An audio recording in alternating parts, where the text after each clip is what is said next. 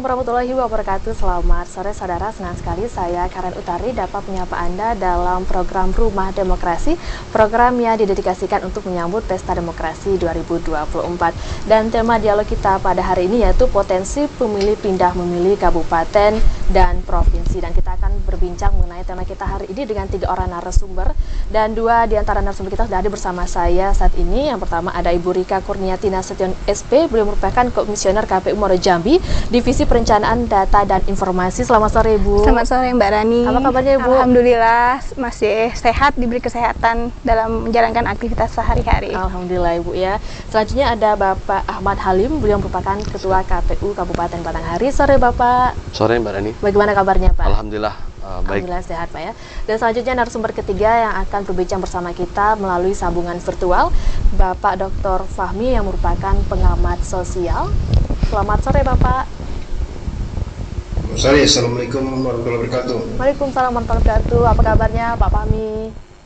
Alhamdulillah sehat Bu. Alhamdulillah sehat ya. Nah, saya mau ke Bu Rika dulu nih Bu Rika. Kalau untuk di Kabupaten Muaro Jambi sendiri, apa sih alasan utama para pemilih untuk pindah milih Bu? Ya, untuk di Kabupaten Muaro Jambi sendiri, untuk alasan pindah memilih itu sebenarnya ada 9 kategori. Dan saat ini yang terbanyak untuk di Muaro Jambi itu pindah domisili Mbak Pindah Rani. domisili. Iya. Pindah Kalau alasan domisili. lainnya kenapa itu Bu? Alasan lainnya ada yang karena ditugaskan belajar, kuliah, kemudian ada yang karena dianya bekerja, pindah tempat dalam bekerja itu.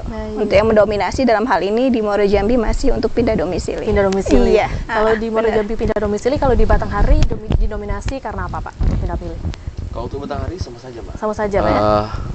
Untuk angka yang lebih banyak itu pindah domisili, kemudian alasan bekerja. Alasan bekerja. Ya. Jadi kurang lebih sama Pak Sama, ya, ya. Kabupaten Muaro Jambi dan Kabupaten Batanghari. Lalu untuk prosesnya seperti apa sih Pak untuk pindah milih itu? Untuk proses pindah milih, tentu pemilih menjadi syarat utama yaitu mereka terdaftar di dalam DPT. Baik. Mereka bisa cross check di DPT online, di mana mereka terdaftar sebagai pemilih. Baik. Nah, mereka bisa melakukan pengurusan itu di tempat mereka terdaftar. Boleh juga mereka melakukan langsung ke tempat yang mereka akan tuju. Nah, gitu. Artinya ada 2 opsi. Mereka bisa melakukan pengurusan di daerah tempat dia terdaftar, bisa juga nanti dia melakukan pengurusan di tempat mereka akan pindah milih gitu. Baik. Gitu, Mbak. Berarti pemilih bisa memilih Pak ya di antaranya. Ya. Nah, kalau untuk jumlah yang pindah milih sampai saat ini berapa Pak datanya? Kalau khusus untuk Kabupaten Batanghari sampai hari ini yang masuk itu 18. 18 yang masuk. Yang masuk dari luar kabupaten. Yang keluar dari kabupaten itu ada berjumlah 25 orang. 25 orang yang untuk Ya. keluar Pak ya. Ya. Baik. Kalau di Kabupaten Muaro Jambi sendiri berapa Pak? Kalau Kabupaten Muaro Jambi sendiri lebih besar sepertinya angkanya Mbak. Untuk pemilih yang pindah domisili masuk ke Kabupaten Muaro Jambi itu ada 70 orang. 70 orang masuk. Iya, sampai hari ini. Kemudian untuk yang keluar ada 39 orang. 39 orang. Itu iya. alasan karena Iya, yang Untuk- ketiga tadi pindah domisili, kemudian tugas belajar maupun pekerjaan. kalau untuk luar negeri apakah ada? Belum ada. Belum ada ya kalau di Belum Muaro ada. Jambi. Di Batanghari Pak? Belum ada. Belum ada juga ya. Kebanyakan pindah provinsi atau provinsi Iya. kabupaten kota.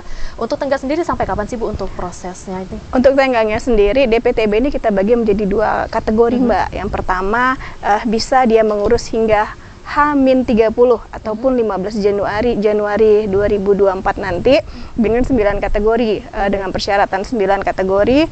Kemudian setelah itu baru kita buka lagi yang termin kedua dari mulai 16 Januari sampai dengan 7 Februari 2024 dengan 4 kategori aja.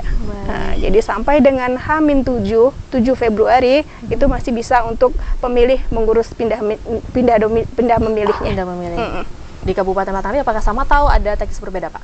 Sama saja. Sama-sama saja ya, karena udah ya. dari KPU RI. Iya. Nah, saya mau ke Pak Fahmi nih, Pak Fahmi. Apakah pindah memilih ini mempengaruhi dinamika politik di Jambi, Pak? Baik ya, terima kasih kepada yang terhormat para komisioner KPU Batanghari dan Muaro Jambi, kemudian moderator kita ya. Pertama deh, ini pindah milih ini itu sangat berpengaruh baik kepada politik maupun kinerja dari penyelenggara pemilu. Nah, surat suara itu kan ditentukan ya. Itu setelah daftar pemilih tetap ditetapkan, kemudian ada tenggang waktu beberapa bulan kesempatan untuk mencetak surat suara. Nah, surat suara ini sudah dicetak berdasarkan dapil masing-masing baik dapil untuk calon legislatif di tingkat kabupaten maupun calon legislatif tingkat provinsi, dan itu yang penting. Kalau pusat itu dia satu provinsi kalau juga DPD satu provinsi, dan presiden itu juga nasional tidak berpengaruh terhadap surat suara itu, paling tidak untuk kekurangan-kekurangan. Tapi kalau surat suara ini sudah dicetak dengan sementara proses pindah milih ini terus-menerus bergulir, itu mempengaruhi kinerja KPU KPU sudah menetapkan DPT di satu TPS sekian, tahu sekian banyak pindah milih kan. Nah itu pindahnya kemana itu berpengaruh. Di tempat lain itu dia bisa kekurangan surat suara. Nah, bisa kekurangan surat suara. Itu kalau pindah milihnya signifikan banyak, itu bisa jadi keteteran nanti KPU ya gitu.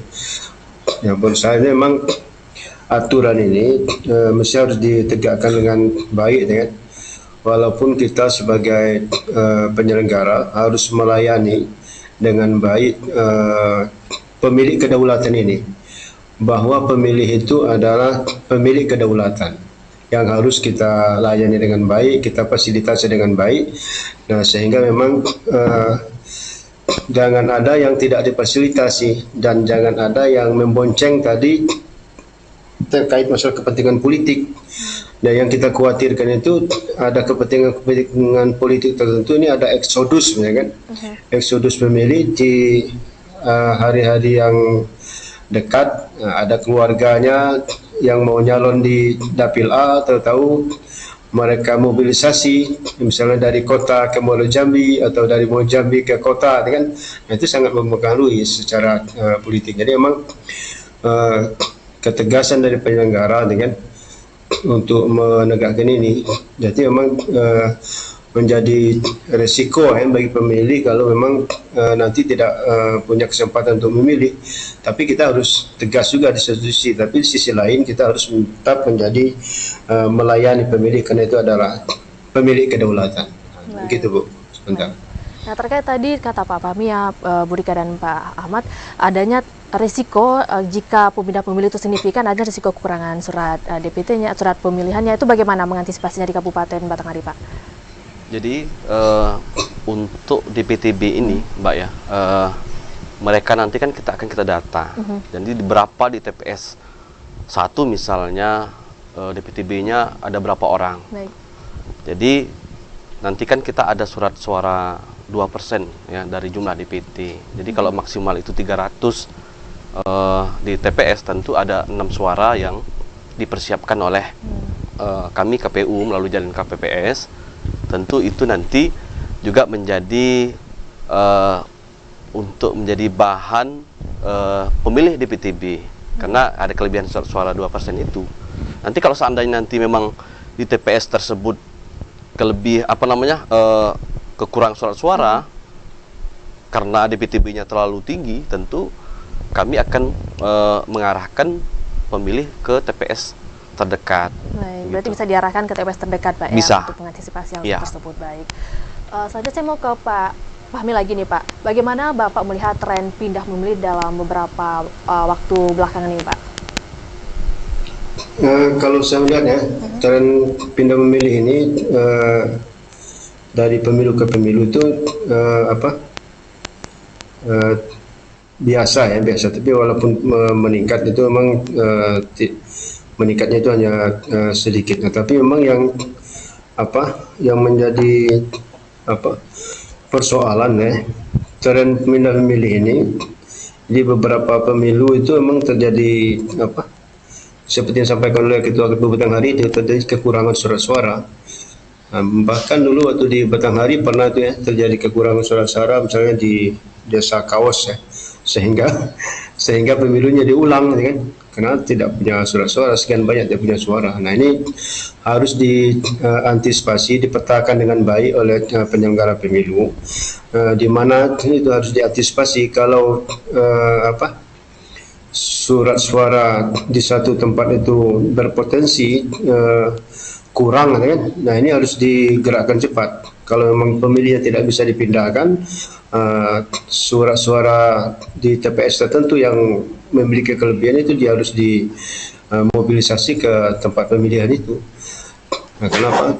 Karena itu hak mereka, ya, hak mereka. Nah, kemudian berikutnya soal macam pencarian hidup ini, ya. Jadi memang mobilitas penduduk kita ini tinggi, ya. Mobilitas penduduk tinggi. Mereka apalagi di Muaro Jambi dan Batanghari ini kan dekat dengan kota, kan.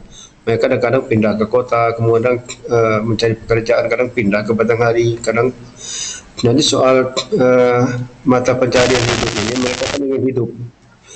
Mereka ingin hidup ini, mau tidak mau pilihannya kalau tidak bergerak ke satu tempat mereka tidak bisa makan, ya. Nah, ini trennya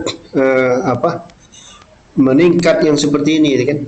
Kadang-kadang mereka dari kuli sawit misalnya di Batanghari, atau pindah ke Muaro Jambi, kan. Nah, ini kan tahu menjadi kuli batu bara misalnya di Batanghari, tempat lain. Nah, itu kan mau tidak mau, ini kan ini masalah kehidupan mereka, nih, kan. Nah, akhirnya mereka pindah saja dengan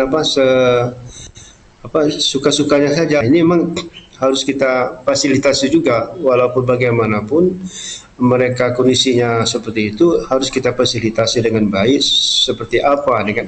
Ini harus dicarikan solusinya oleh penyelenggara pemilu, seperti yang disampaikan oleh Ketua KPU Batanghari itu tadi. Memang mereka digeser ke TPS lain atau diantisipasi surat suaranya seperti itu.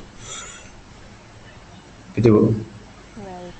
Saya mau ke Bu Rika, bagaimana KPU Muaro Jambi itu untuk mengawasi dan memfasilitasi para pemilih yang pindah memilih ini, Bu Rika? Baik. Untuk di Muaro Jambi sendiri, untuk memfasilitasi atau melayani pemilih yang pindah memilih itu, kita udah bisa langsung menghubungi PPS maupun PPK. Jadi ketika dianya ingin melapor ke PPS, nah dia pindah memilih, maka dia akan melapor ke PPS-nya. Kemudian nanti di PPS-nya akan mengecek langkah yang pertama kali itu mengecek DPT online. Apakah dia sudah terdaftar dalam DPT atau belum. Ketika dia sudah terdaftar dalam DPT, maka dia harus menunjukkan identitasnya. Setelah itu kemudian harus menunjukkan bukti pendukung, alasan dia untuk pindah memilih. Nah, itu mungkin merupakan salah satu syarat yang mutlak untuk pindah memilih. Itu harus ada syarat bukti pendukungnya, apakah dianya pindah domisili. Kalau pindah domisili bisa ditunjukkan dengan KTP. Kalau seandainya memang dia pindah pekerjaan, bisa ditunjukkan dengan surat tugas. Kemudian kemudian PPS akan membuka situs Sidalis. Yang berbeda dengan pemilihan tahun 2019 adalah DPTB pada saat 2024 ini kita sudah terintegrasi dengan Sidali. Artinya kuota yang tersedia untuk DPTB itu sudah terdaftar udah ada di dalam di Sidali itu, Mbak. Nah, kalau sebelumnya kan kita hanya menerka-nerka, hanya memanfaatkan yang 2%. Kalau sekarang kita tidak. Ketika misalnya kuota 2% dari DPT ada 6 orang, ya, dari 300 mata pilih, maka harus mengisi 6. Ketika 6 itu sudah terpenuhi, maka dia akan dipindah ke TPS sebelah. Artinya kita sudah sangat terbantu dengan adanya Sidali. Nah, setelah dia melapor ke PPS, kemudian PPS menginput dan masuklah notifikasi bahwa dia berhasil pindah memilih, maka PPS akan mendownload A pindah memilihnya, kemudian diprint, ditandatangani oleh PPS, kemudian diserahkan kepada si pindah memilih tersebut. Kayak gitu, Mbak. Sistem sudah terintegrasi. Sudah terintegrasi dengan Sidali, itu yang sangat memudahkan, yang sangat membantu kita dalam proses pindah memilih. Gitu. Nah, Pak Fahmi, kalau Bapak melihat bagaimana sih, apakah ada perbedaan motivasi antara pemilih yang pindah memilih dari desa ke perkotaan ataupun sebaliknya, bagaimana, Pak? Ya, baik, itu motivasinya itu kan bermacam-macam, ya, dan undang-undang aturan itu sudah memfasilitasi ya. Tadi disampaikan oleh Bu Rika ada 9 poin ya, terkait masalah pindah milih ini. Nah, motivasi pekerjaan, motivasi kuliah misalnya, kemudian motivasi yang lain-lain. Nah, ini harus ditegakkan secara ketat ya kalau di level KPU saya yakin ya, kalau di PPK ya kita, tapi kalau di bawah itu saya khawatir juga ya. Khawatir kenapa? Khawatir dimanfaatkan oleh kepentingan-kepentingan politik misalnya kan. Ini kan caleg di dapil, seharusnya dia di dapil A, tahu-tahu dia dipindahkan secara politik di dapil B kan. Nah, dia ini keluarga di dapil A yang banyak. Nah, ini mereka ingin memindahkan ke tempat yang B kan. Nah, ini harus diantisipasi karena harus ada kontrol dari KPU sampai ke jajarannya di bawah. Alasan-alasan ini harus tepat ya kan. Jangan sampai seenaknya saja nanti PPS memberikan pindah milih. Nah, itu kalau 10 saja pindah milih dari satu TPS ke TPS lain itu mempengaruhi sangat. Tidak cukup 2% surat suara, tidak cukup kan. Nah, ini yang harus diantisipasi. Jadi proses kontrol dari kawan-kawan dari KPU terhadap jajaran di bawah PPK dan PPS, alasan-alasan pindah milih itu harus diketat kan, ditegakkan di bawah, bukan seenaknya saja sehingga masuk kepentingan-kepentingan politik yang ingin memindahkan mereka kan. Itu beberapa pemilu terjadi seperti itu. Kalau di Kabupaten Batanghari bagaimana Pak untuk mengontrol pemindah pemilih seperti itu? Baik, terima kasih Mbak. Jadi pindah milih ini kan kita kan memiliki daerah pemilihan. Jadi kalau untuk Provinsi Jambi itu Batanghari dan Muaro Jambi itu kan satu dapil. Baik. Artinya jika mereka ingin pindah antara Muaro Jambi, Batanghari, Muaro Jambi, tentu mereka mesti mendapatkan surat suara untuk DPRD provinsi. Tapi untuk daerah atau untuk kabupaten mereka tidak mendapatkan karena pindah milihnya sudah di luar dapil. Baik. Nah, tapi kalau contoh di Batanghari misalnya, dapil 1 itu Kecamatan Merubulian dan Kecamatan Masebo Ilir, kalau mereka pindah milih antar dua kecamatan tersebut, mereka mesti mendapatkan surat suara kabupaten. Nah, tapi ya itu tergantung apa yang Pak Dr. Fahmi sampaikan tadi, bahwa syarat mutlak ada 9 kategori dan itu harus terpenuhi. Jika kena alasan pekerjaan tentu ada surat tugas yang ditandatangani oleh pimpinan atau direktur perusahaan dan dicap basah oleh perusahaan tersebut. Kalau domisili kan tentu KTP dan KK mereka yang sudah berubah dari daftar terpilih mereka, kemudian pindah di domisili yang terbaru mereka gitu, Pak. Jadi memang udah ada kontrolnya Pak ya, udah ada. Ada. Baik, ada peraturannya yang ada. mengatur Pak. Karena ya. kalau mereka pindah dapil dengan alasan mau milih kabupaten misalnya, di luar kabupaten nggak bisa. Nggak bisa. Jadi di aplikasi Sidalih itu sudah terintegrasi, sudah jelas nanti berapa jumlah DPT TPS tersebut, kemudian surat suara apa yang mereka dapatkan itu sudah tergambar di dalam aplikasi tersebut. Aplikasi, jadi nggak bisa salah-salah mau pindah milih. Harus ada dalam masuk 9 kategori tersebut Pak ya. Kalau mereka mau pindah dari Batanghari ke Kota Jambi, tentu mereka tidak mendapatkan surat suara DPRD provinsi gitu. Nah, karena udah beda dapil, karena Kota Jambi itu dapil 1 provinsi dan Batanghari itu dapil 2 provinsi. Berarti nggak bisa Pak ya? Nggak bisa. Baik. Kita lanjutkan perbincangan kita, Bu Rika, Pak Ahmad, dan Pak Fahmi. Sejenak pariwara berikut dan saudara tetaplah di Rumah Demokrasi.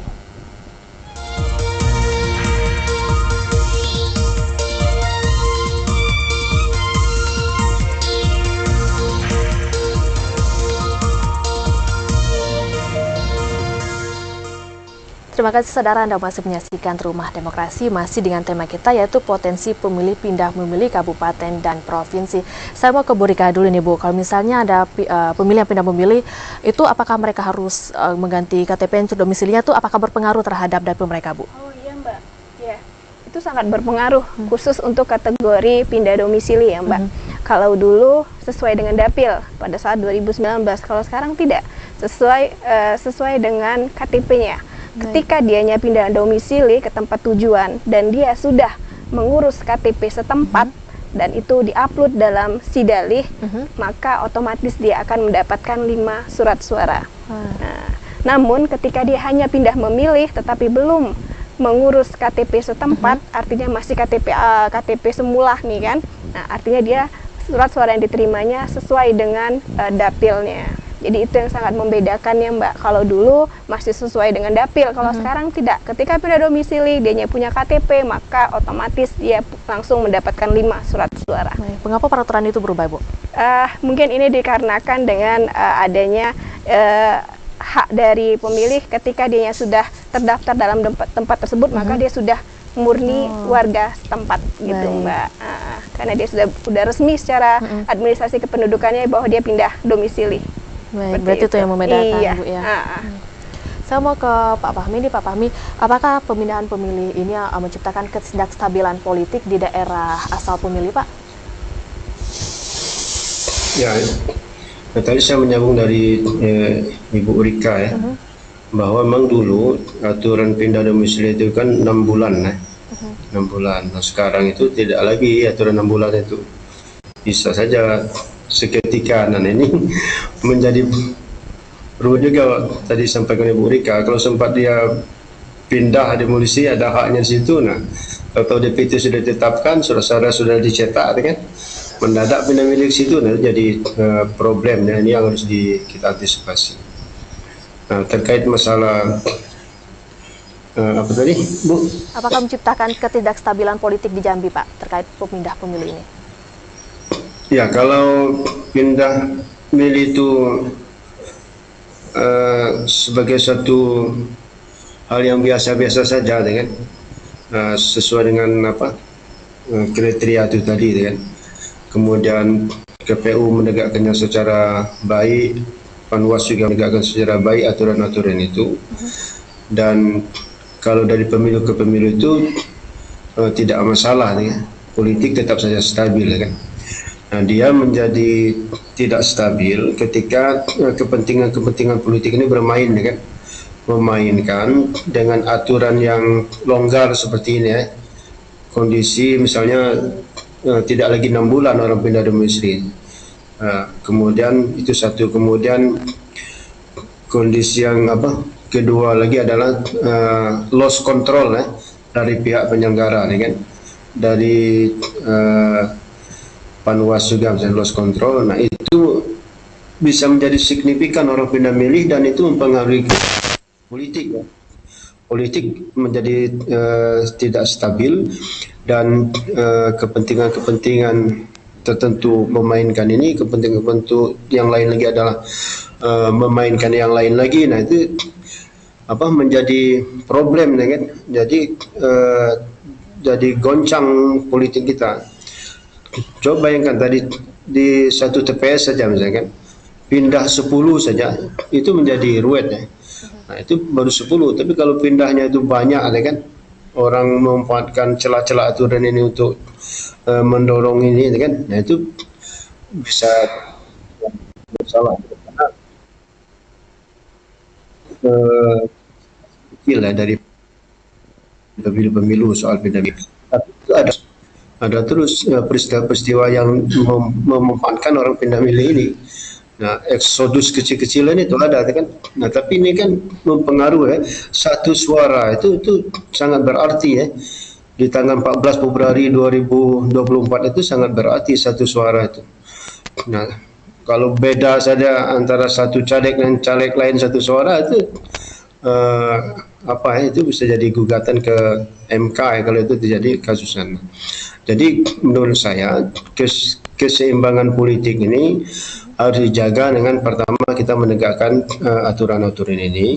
Kemudian yang kedua, keseimbangan politik ini harus kita jaga dengan KPU, ya, penyelenggara itu bergandengan tangan sama Bawaslu, bergandengan tangan sama stakeholder, ya, baik dengan Dukcapil, pemerintah setempat, ya, untuk mengantisipasi ruang-ruang aturan yang mau dimainkan oleh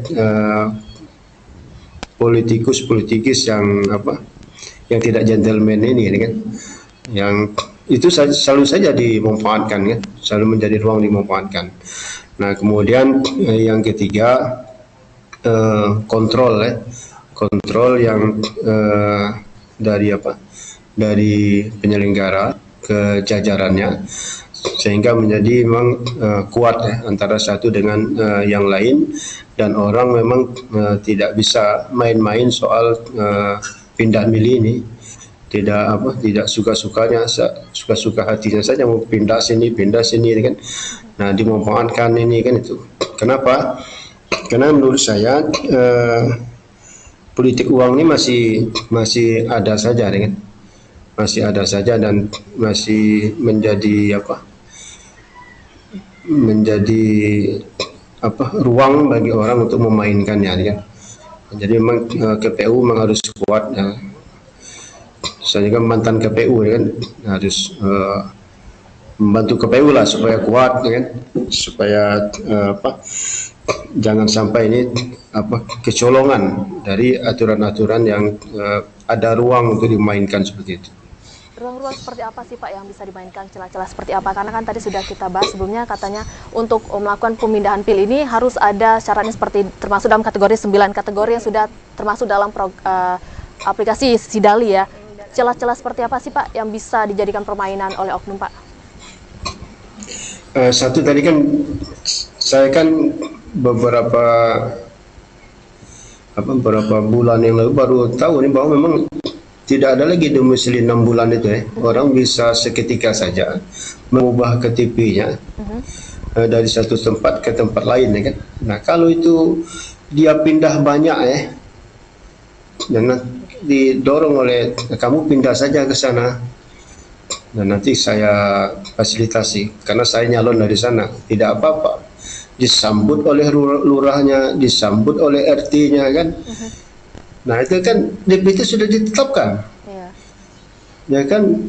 Mereka di TPS ini, tahu mereka pindah ke TPS sana mendadak dengan menggunakan alasan KTP yang sampai Ibu Rika tadi. Nah itu mempengaruhi surat suara, kemudian orang-orang menjadi kok banyak sekali yang pindah. Nah ini ruang seperti ini harus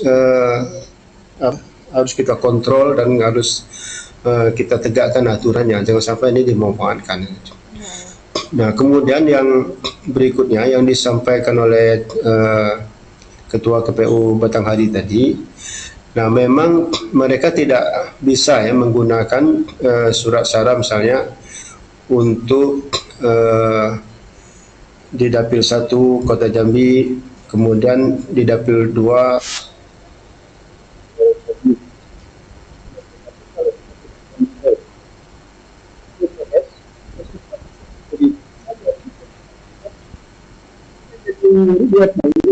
catatannya, mereka mencatat di TPS-nya. Kalau itu tidak dibintek secara baik ke PPS-nya, secara benar ke PPS-nya, bagaimana mencatat yang pindah milih ini?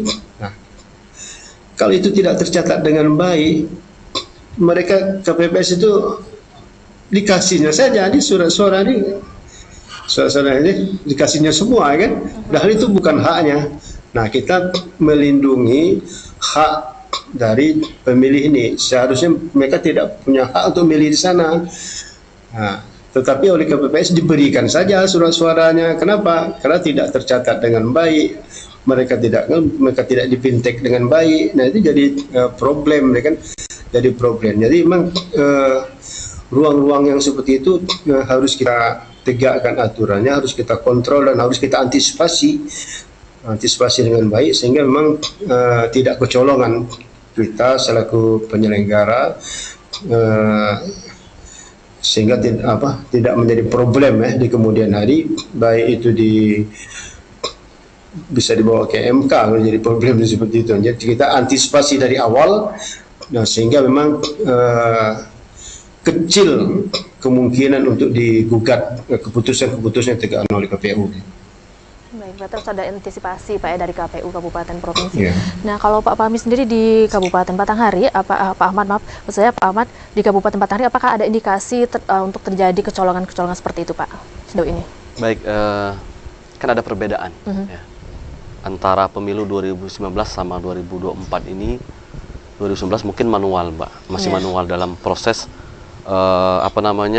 melakukan pengurusan pindah milih atau DPTB. Tapi sekarang kan sudah terintegrasi melalui aplikasi Sidalih. Artinya terkontrol semua. Bahkan pun yang ganda hari ini bisa dikatakan tidak ada. Tidak ada, Pak ya? Tidak ada, karena kita boleh cross check di DPT online. Mereka hanya punya satu terdaftar di TPS berapa begitu. Artinya hari ini jika walaupun nanti dimobilisasi ya, bahasanya demikian, tentu kan ada batas bahwa TPS itu harus menerima DPTB sesuai dengan jumlah suara 2% tersebut. Jika memang sudah terpenuhi, artinya mereka kita bantu geser ke TPS terdekat. Tapi mudah-mudahan untuk DPTB ini kami yakin dan percaya sistemnya semakin baik dan sudah berubah dari 2019 ke 2024, Pak. Bisa meminimalisasi kecurangan-kecurangan maupun rangkaian untuk kecurangan. Tetap kita kontrol juga itu. Baik. Kalau untuk data pilkada di Kabupaten Batanghari pada 2020 kemarin bagaimana, Pak? Kalau kita cross check data di PTB untuk pilkada 2020 itu 2.500 orang. 2.500 orang, Pak. Iya. Itu ada kategori macam-macam kan. Kita berbeda dengan pemilu 2019 dengan pilkada. Kalau pilkada kan kita kemarin hanya pindah milih di dalam kabupaten karena memilih bupati dan gubernur waktu itu. Jika mereka pindah milih di luar kabupaten, tentu mereka hanya mendapatkan suara gubernur.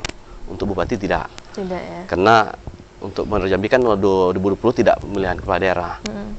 Itu, Mbak. Baik. Saya mau berikan. Kalau di Kabupaten Muara Jambi apakah ada program khusus untuk memberikan informasi kepada masyarakat terkait pindah milih ini, Bu? Oh iya, Mbak. Untuk di Muara Jambi sendiri kita sudah melaksanakan sosialisasi untuk pindah memilih ini, dan kami sudah menghimbau kepada PPS, PPK untuk di setiap sekretariat, masing-masing sekretariat itu membuat banner ataupun spanduk bahwa kita melayani proses pindah memilih. Kemudian kita sudah membuat jadwal piket pada hari jam kerja Senin sampai Jumat, dan itu sudah kita tekankan juga kepada PPS dan PPK untuk selalu standby di sekretariat masing-masing untuk melayani masyarakat, karena sejatinya KPU adalah melayani. Baik, kita sambung perbincangan kita ya, Bu Rika, Pak Ahmad dan Pak Fahmi saja pariwara berikut, dan saudara tetaplah di Rumah Demokrasi.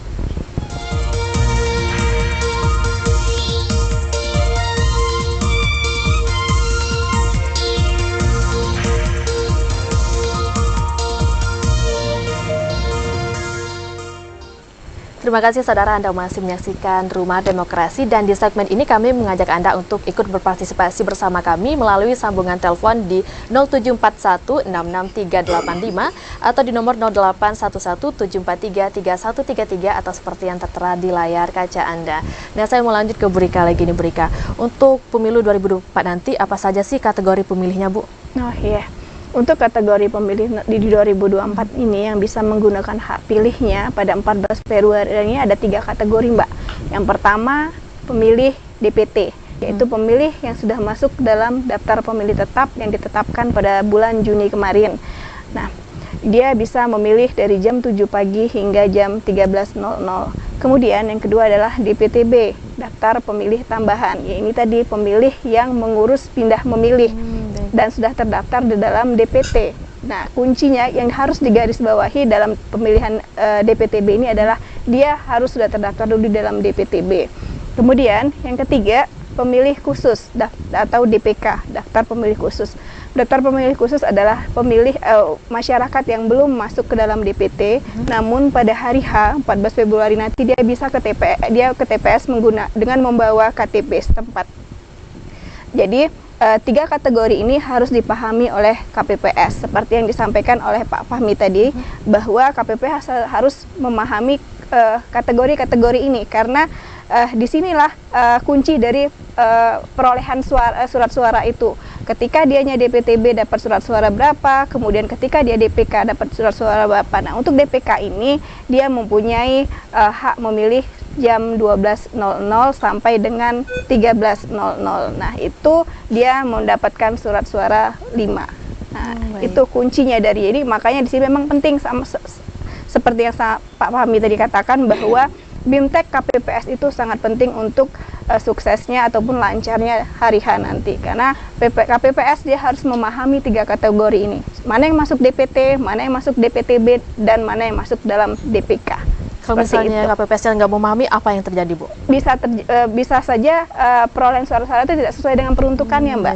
Ketika dianya DPK, dia memperoleh surat suaranya 4, mungkin dia merasa beda dapil, ataupun ketika dia DPTB, dia nggak mengecek di DPT online ini, dia sudah terdaftar atau belum, gitu. Nah kan, ketika dia memang belum terdaftar, artinya dia masuk kategori DPK dan mendapatkan surat suara 5.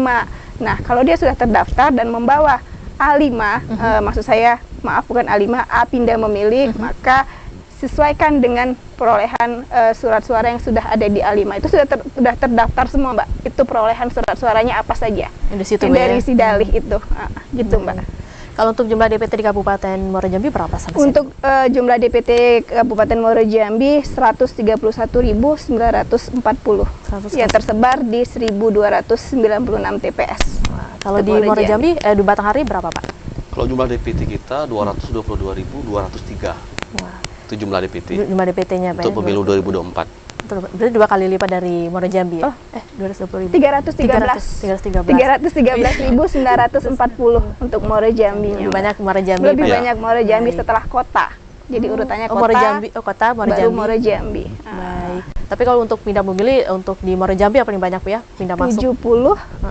Dan masuk pindah paling banyak di Muaro Jambi. Iya, baik. Benar. Saya mau ke Pak Fahmi lagi nih, Pak. Bagaimana Bapak melihat terkait dari pemilih yang pindah milih ini terkait dengan pembangunan di Kota Jambi, Pak?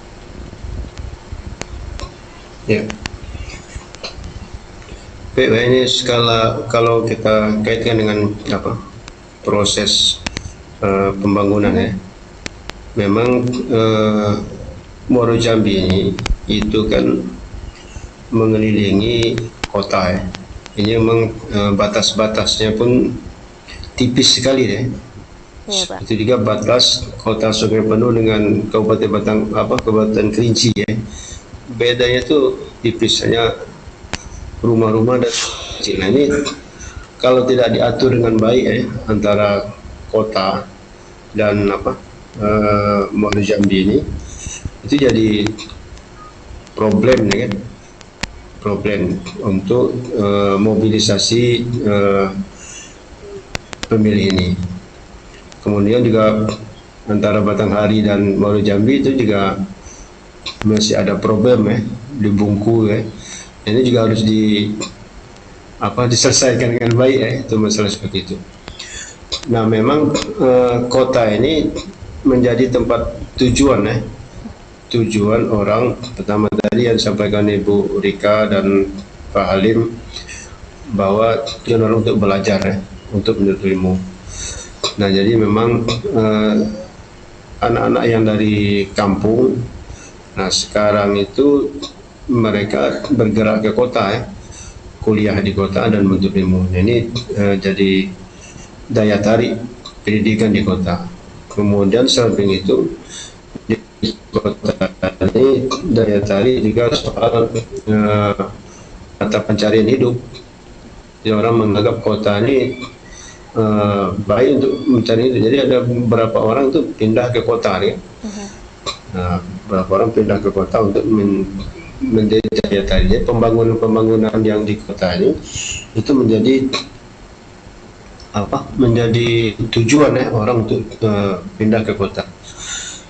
Nah, ini kota mesti kota diajak juga ya untuk dialognya, karena saya melihat ini bedanya, berbatasnya tipis ya dengan Muaro Jambi ini. Itu memang banyak, waktu saya KPU provinsi itu irisan-irisan itu bedanya tipis sekali. Dengan itu kalau tidak selesaikan dengan baik, tidak didukung dengan baik, itu bisa jadi problem ya. Iya, Pak. Problem baik secara politik maupun secara penyelenggaraan di situ kan. Nah, ini memang harus diselesaikan. Antara Batanghari dan Muaro Jambi juga itu juga harus segera diselesaikan. Saya tahu juga problemnya di mana ya, batas desa lah, menunjukkan batas desa.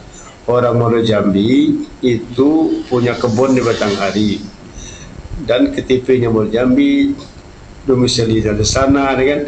Nanti jadi problem yang seperti itu. Jadi nanti harus diselesaikan, termasuk dengan antara kota. Daya tarik kota memang semakin hari semakin membuat orang untuk pindah ke kota. Jadi harus diantisipasi.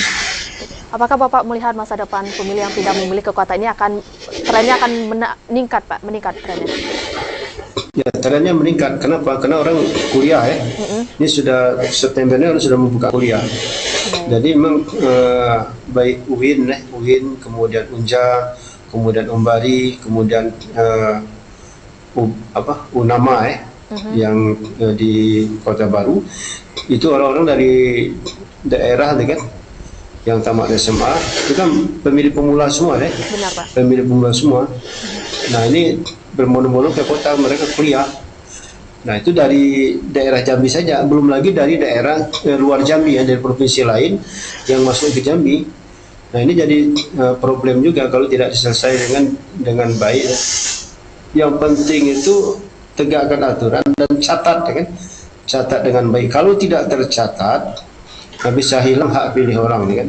Iya, Pak. Nah, kalau tidak catat dengan baik, bisa dimanfaatkan oleh kepentingan politik hak pilih ini, ya kan?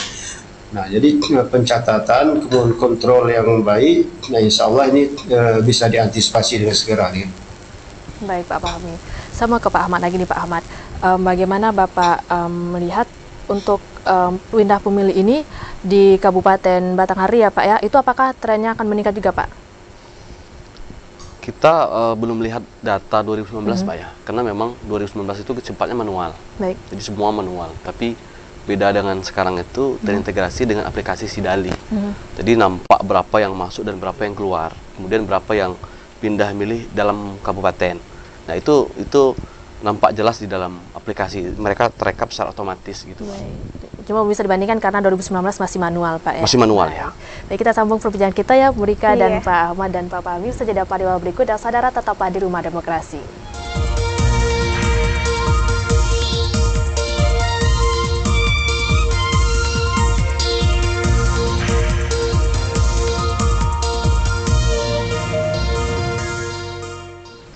Terima kasih saudara, Anda masih menyaksikan Rumah Demokrasi dan kita sudah berada di segmen terakhir yang artinya kita akan mendengarkan pernyataan penutup atau closing statement dari ketiga orang narasumber kita. Padahal masih banyak sekali yang ingin saya tanyakan karena luar biasa sekali perbincangan kita sore hari ini. Boleh dari Bu Rika dulu closing statementnya, Bu Rika. Baik, closing statement saya untuk masyarakat Muaro Jambi, silakan manfaatkan layanan pindah memilih ini dengan menghubungi PPS, PPK maupun KPU setempat. Jadilah pemilih yang cerdas untuk pemilu yang lebih berkualitas. Nah, terima kasih Bu Rika sudah hadir sore hari sama-sama, ini. Mbak. Selanjutnya boleh Pak Ahmad. Terima kasih Mbak.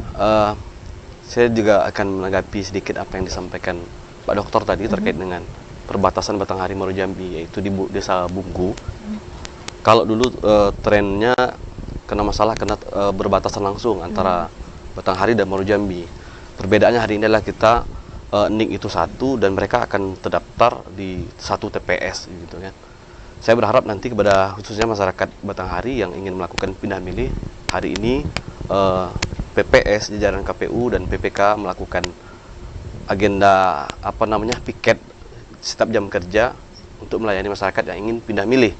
Artinya spanduk pun tersebar di desa, lurah maupun di titik-titik strategis bahwa terkait dengan informasi pindah milih ini. Saya berharap masyarakat harus pahami betul syarat-syarat pindah milih itu, 9 kategori itu, sehingga nanti tidak terjadi apa yang sudah kita bahas sama Pak Dr. Fahmi tadi. Mungkin demikian, Pak. Baik, terima kasih Pak Ahmad ya sudah hadir sore hari ini. Dan terakhir boleh dari Pak Fahmi, silakan Pak Fahmi. Baik, pertama saya mengapresiasi ya kinerja dari kawan-kawan KPU dan penyelenggara pemilu, dan harapan kita KPU dan Bawaslu itu harus bergandengan tangan untuk menjaga pemilih ini, itu satu. Kemudian yang kedua, saya berharap kepada penyelenggara untuk melakukan kontrol yang ketat terhadap proses-proses ini, dan pemetaannya juga harus jelas, kemudian tercatat dengan baik, sehingga memang apa yang tidak kita inginkan itu bisa kita antisipasi segera dan kita minimalisir potensi-potensi yang bisa menghambat dari penyelenggaraan pemilu yang berkualitas, baik dan insya Allah berintegritas. Baik, terima kasih banyak Pak Fahmi untuk waktunya sudah berbincang bersama kita sore hari ini, dan Bu Rika, Pak Ahmad, terima kasih, dan saudara, demikianlah Rumah Demokrasi kali ini. Semoga dari perbincangan kita dapat menjadi masyarakat yang lebih cerdas lagi dalam memilih, dan semoga pemilu 2024 dapat berjalan aman, lancar, dan tertib. Demikian Rumah Demokrasi kali ini. Terima kasih atas perhatian dan kebersamaan Anda. Saya Karen Utari pamit undur diri. Wassalamualaikum warahmatullahi wabarakatuh dan sampai jumpa.